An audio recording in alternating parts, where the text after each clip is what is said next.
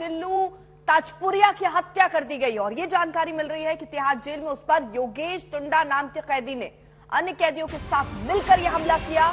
योगेश टिल्लू के विरोधी गैंग का सदस्य बताया जा रहा है कि तिहाड़ में ताजपुरिया पर रॉड से हमला किया गया। हमले में वो गंभीर रूप से जख्मी हुआ। फौरन ताजपुरिया को दीनदयाल उपाध्याय अस्पताल ले जाया गया, लेकिन वहां डॉक्टरों ने उसे मृत घोषित कर दिया।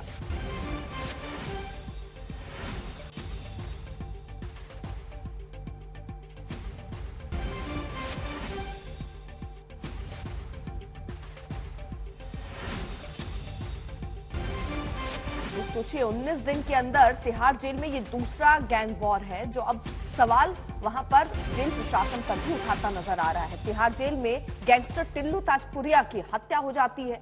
गैंग वॉर में दरअसल टिल्लू ताजपुरिया मारा गया है और ये सब कुछ तिहाड़ जेल में हुआ। टिल्लू ताजपुरिया पर लोहे की रॉड से दरअसल हमला हुआ। योगेश टुंडा और दीपक तीतर पर हमले का आरोप लगा है, जिन्होंने पूरी प्लानिंग के तहत बताया जा रहा है ये हमला किया है। और दिल्ली का आपको बता दें आखिरकार ये है कौन? दिल्ली का खूंखार गैंगस्टर है। तिहाड़ जेल में ये बंद था। जेल में विरोधी गैंग ने दरअसल इस पर हमला किया और उसके बाद ही इसकी हत्या हो गई। क्राइम रिकॉर्ड इसका क्या है? 24 सितंबर 2021 गैंगस्टर जितेंद्र गोगी की इसने हत्या की थी, यह आरोप उस पर लगा। तिहाड़ जेल से गैंग चलाने का भी आरोप टिल्लू ताजपुरिया पर है। हत्या, अपहरण, रंगदारी के कई केस उस पर दर्ज हैं। गोगी गैंग से जबरदस्त उसकी दुश्मनी रही है और वहां जेल से बैठकर ही पूरे गैंग को कैसे ऑपरेट करना है वो भी करता था। ताजपुरिया गोगी का गैंग वॉर हुआ। 6 साल में 12 हत्याएं हुई हैं।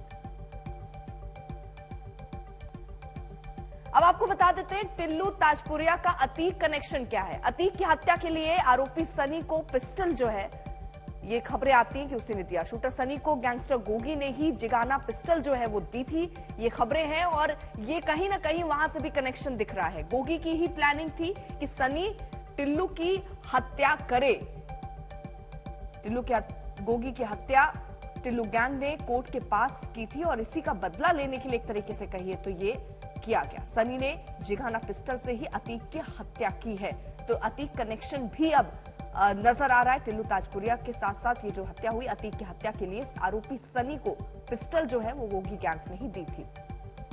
अब आप इसको इस तरीके से समझिए, तिहाड़ में सुरक्षा पर सवाल खड़े हो रहे हैं। 19 दिन में 2 गैंग वॉर हुए। 14 अप्रैल को गैंगस्टर प्रिंस तेवतिया की हत्या होती है और 2 मई को यानी ठीक 19 दिन बाद गैंगस्टर टिल्लू ताजपुरिया की हत्या हो जाती है। और इसीलिए अब सुरक्षा वहां पर कैसी है, इस पर सवाल उठ रहे हैं। 19 दिन में जब 2 गैंग वॉर जेल के अंदर हो जाएं तो सवाल उठना लाजमी है। पहली घटना हुई थी 14 अप्रैल को और दूसरी घटना हुई है 2 मई को। 14 अप्रैल को गैंगस्टर प्रिंस तेवतिया की हत्या हुई और उसके 19 दिन बाद गैंगस्टर टिल्लू ताजपुरिया की हत्या हो जाती है। बाकायदा रॉड लेकर उस गैंग के सदस्य, उनके साथ कुछ और लोग मिलकर इस घटना को अंजाम देते हैं।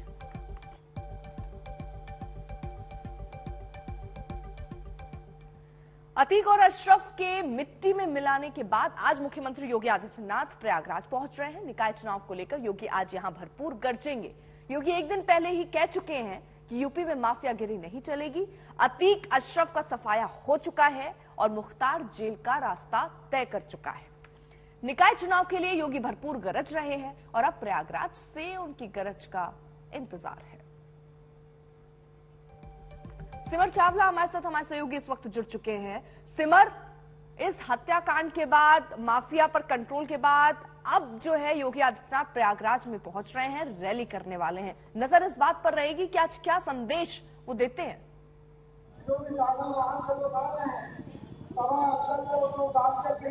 बिल्कुल अर्पिता, बहुत ही दिलचस्प ये आज की जो जनसभा है योगी आदित्यनाथ की वो होने वाली है। सबसे पहले मैं आपको बता दूं कि ये लूकरगंज इलाका है और ठीक मेरे पीछे आप देखेंगी यहाँ पर योगी आदित्यनाथ की सभा है जो कुछ देर में शुरू होगी।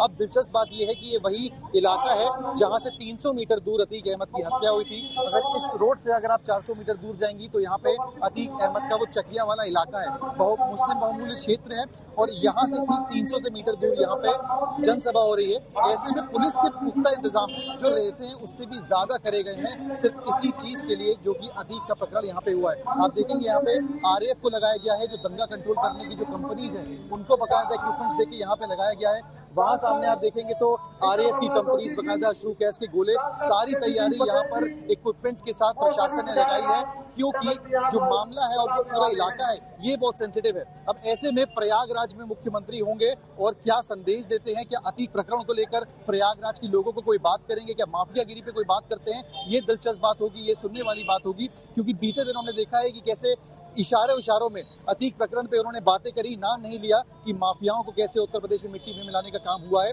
और ऐसे में जब प्रयागराज में आते हैं तो काफी समीकरण बदल चुके हैं। मुस्लिम बहुमूल क्षेत्र के जो कुछ लोग हैं वो बसपा पे शिफ्ट होते हुए दिख रहे हैं। अतीक अहमद वाली जो कांड के बाद जो सिंपैथी है वो कहीं ना कहीं इनको बहुजन समाज पार्टी को मिलती हुई दिख रही है। ऐसे में क्या समीकरण होंगे, क्या संदेश आके आज योगी आदित्यनाथ यहाँ इस मंच से देंगे, ये देखने वाली बात होगी। अर्पिता, बिल्कुल, क्या क्या कार्यक्रम रहने वाले सिमर, जल्दी से ये भी बता दीजिए।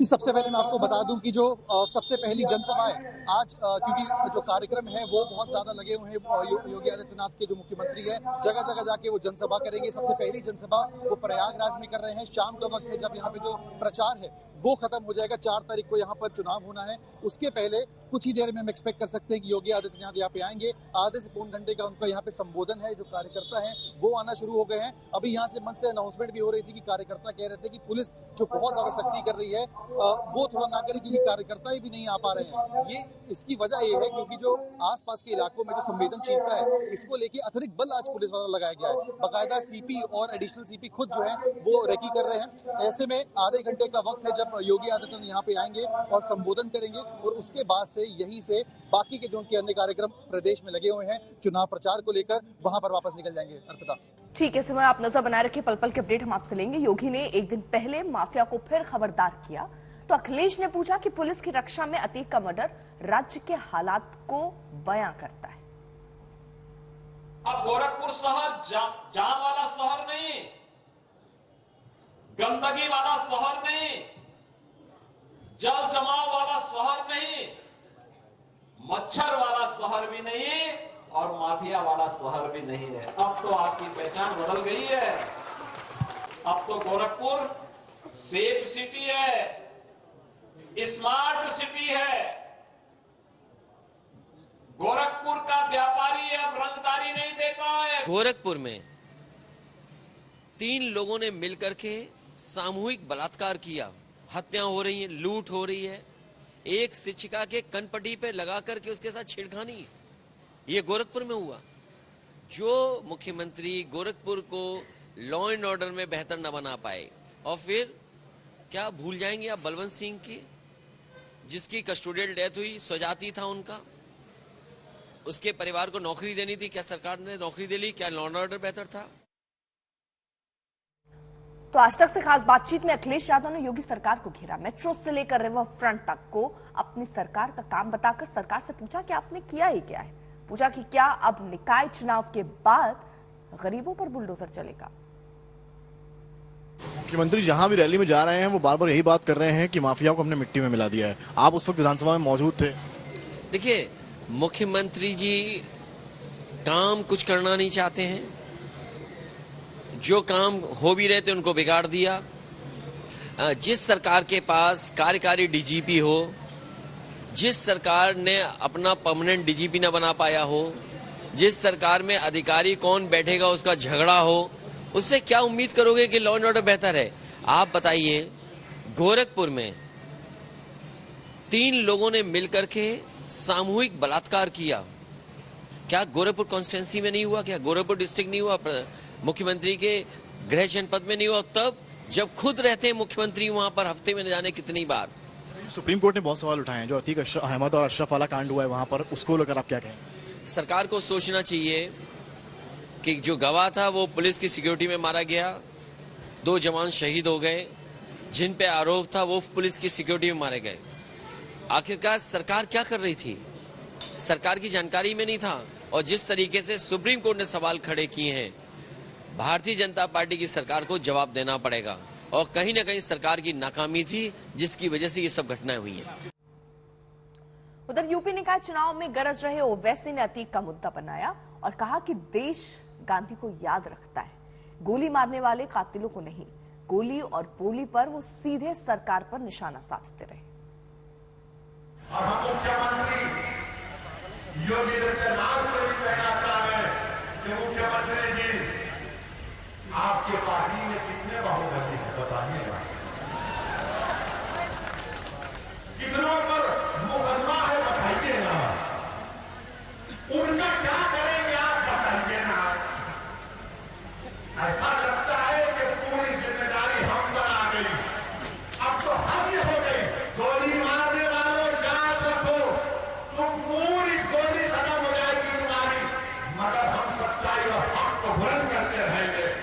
हम गोलियों से डरने वाले नहीं हैं, हम परवरदिगार से, अपने कायनात से डरने वाले हैं। हम गोली के डर से तुमसे मोहब्बत नहीं करेंगे, हम गोली भी खाएंगे और कमली वाले की गुलामी का नारा बुलंद करेंगे।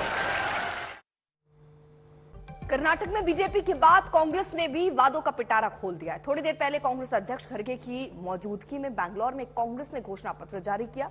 घोषणा पत्र में पुरानी पेंशन स्कीम जारी करने और नफरत फैलाने के नाम पर बजरंग दल और पीएफआई जैसे संगठनों पर सख्ती का ऐलान भी किया गया। राहुल इससे पहले ही कर्नाटक के लिए 5 गारंटी का ऐलान कर चुके हैं, तो बीजेपी की प्रजाध्वनि में फ्री सिलेंडर के साथ कॉमन सिविल कोड का दाव भी खेल दिया गया है। आज से मोदी 2 दिन के कर्नाटक दौरे पर हैं, तो राहुल भी राज्य की रैलियों में गरजेंगे। मोदी कर्नाटक में 3 रैलियां, 1 रोड शो करेंगे।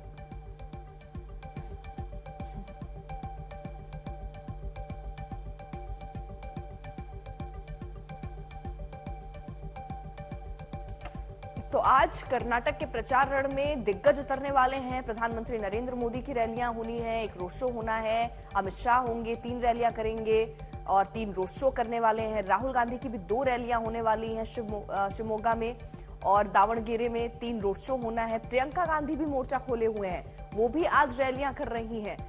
4 जगह ऐसी जहां पर वो रैली कर रहे हैं और प्रधानमंत्री नरेंद्र मोदी 3 रैलियां कर रहे हैं, 1 रोड शो कर रहे हैं।